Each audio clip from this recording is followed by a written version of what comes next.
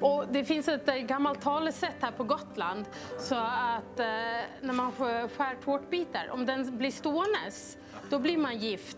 Men om den ramlar ner, då blir man ogift. Aha, okej. Så här, ja precis. Det är med genuin. Nu ska vi se här om jag också har samma tur. Ja! Känner hem. Vem vet vad framtiden har. Så, nu måste vi smaka.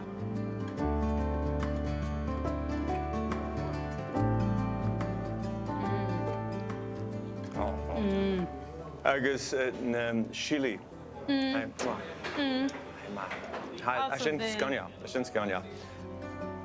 Wel, Lotte, ha srùbag acum, ha cèic acum, ach, fem mi fine mach.